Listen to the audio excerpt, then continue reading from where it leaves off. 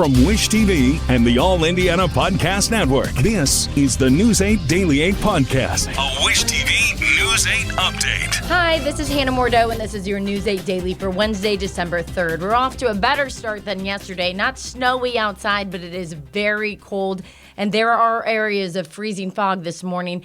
Going to see a lot of clouds, too. So we're starting out in the teens, going to get up to about 30 degrees today. We do have some school delays as well outside, so it is another one of those days to bundle up and take your time as you're headed out the door. What can 160 years of experience teach you about the future? When it comes to protecting what matters, Pacific Life provides life insurance, retirement income, and employee benefits for people and businesses building a more confident tomorrow. Strategies rooted in strength and backed by experience. Ask a financial professional how Pacific Life can help you today. Pacific Life Insurance Company, Omaha, Nebraska, and in New York. Pacific Life and Annuity, Phoenix, Arizona. At the state capitol, lawmakers plan to resume debate on new congressional district maps tomorrow. The House Elections Committee passed the Republican redistricting bill yesterday, sending it to the full House. News 8's Malia Van Ostrand reports. I'm here at the State House where the House Elections Committee heard testimony about the newly introduced redistricting maps that would reshape all 9 of the state's congressional districts. Now, the committee passed that redistricting bill with a vote of 8-5. The map is designed to give Republicans an advantage. It divides Marion County into 4 separate districts. State Representative Ben Smaltz introduced the bill to redistrict Indiana mid-decade. That decision is fueling concerns and questions about how the map could dilute the voting power of minorities or unseat the state's only black congressman. When challenged, Smaltz responded with the same answer. These maps are entirely focused on creating a political advantage for Republicans in the coming congressional election. Smaltz defended the bill, saying the proposed maps reflect Indiana as a whole, and his main priorities while drawing the map was keeping counties and townships whole. Democrats fired back. You obviously failed in Marion County, right? Because that's not whole. I think there's, I think I'd have to concede that Marion County is one of the counties that is divided. At the hearing, several people of the public voiced their concerns about how this will affect voting. Marion County Clerk Kate Sweeney Bell testified that the changes would strain the state's election system and would require new voter assignments, ballot changes, new registration mailers, and additional poll worker training. That will put a great deal of added stress on our system, and I believe there will be negative administrative consequences to that. Sue Ellspermann, a former Republican state representative and lieutenant governor under Mike Pence, urged Republicans to think about how this will affect the state. We pledged to serve all Hoosiers, not just those who voted for us or the current president. In the hearing, Smaltz revealed he and his family's lives were threatened because he supports the bill. He says threats of violence or political pressure will not change his mind. This whole process is difficult. I don't think it's what anybody really wants to do. It's just the tools that are available to us. So, every part of this has been hard. Nothing's been easy. Proposed amendments made by 4 House Democrats on the Elections Committee all failed. House Bill 1032 will go to the House for a vote later this week. At the State House, I'm Malia Van Ostrand for Wish TV and WishTV.com. Another state senator says he is the latest Republican lawmaker to be threatened over redistricting, bringing the total number to at least 10 in just over 2 weeks. Senator Ron Alting of Lafayette says that a pipe bomb threat was made to his former home yesterday. He says the Tippecanoe County Sheriff's Office got an anonymous email that claimed 2 pipe bombs were sent to the place where he used to live in North Lafayette. He says the family living there now is okay.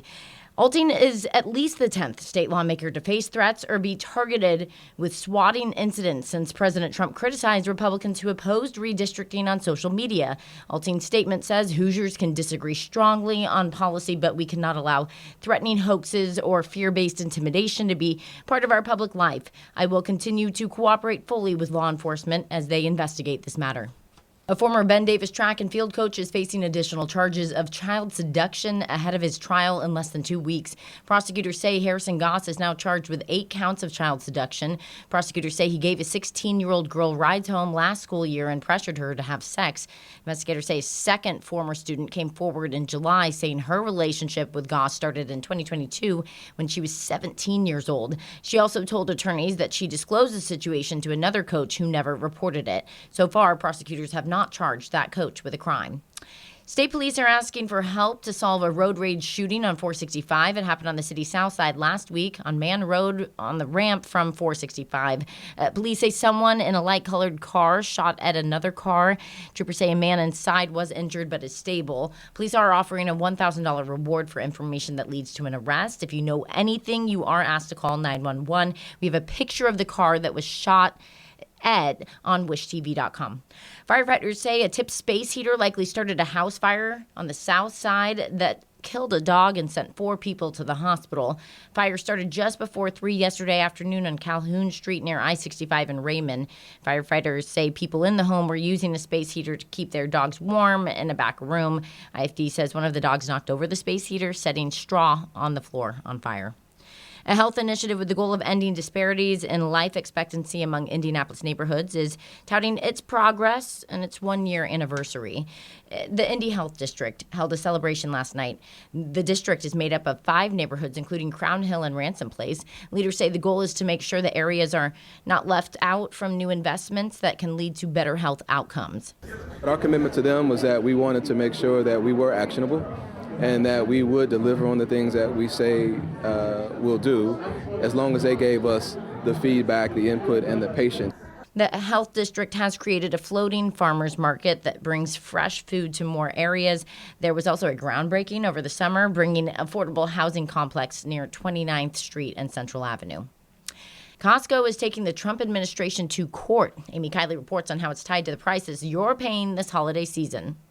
Costco is suing the Trump administration over tariffs. It wants the court to hold that those so-called reciprocal tariffs that the president started imposing on imports back in February, that those tariffs are unlawful. The retailer is making its case in the U.S. Court of International Trade, but a similar lawsuit before the Supreme Court appears to be related. Costco is trying to ensure that if the court rules that those tariffs were unlawful, that it will be in line for refunds. Costco says it's been trying to keep down prices, but says tariffs make that difficult. It imports many items it sells and has to pay any applicable duties on those goods. Some companies have raised prices, many companies haven't. The Trump administration is trying to convince the Supreme Court to let the tariffs stand. The president argues they're good for the country. We're making a lot of money because of the tariffs that are pouring in. Costco's lawsuit comes in the holiday shopping season.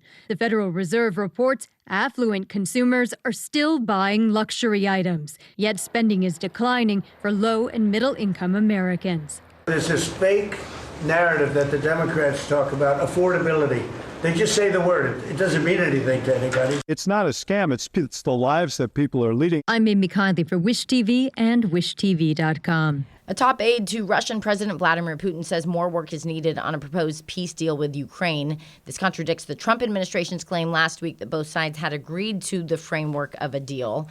U.S. envoy Steve Witkoff and President Trump's son-in-law Jared Kushner met with Putin in Moscow yesterday. It comes after Ukraine and its allies in Europe pushed back on an original plan that Trump approved, with critics saying it gave into Putin's demands too much. Yesterday, Putin accused Europe of sabotaging the peace talks. We're not planning to go to war with Europe. I have already spoken about this 100 times. But if Europe suddenly wants to go to war with us and starts, we're ready right now. Putin is demanding that Ukraine cede its territory that Russia has occupied since its invasion in 2022.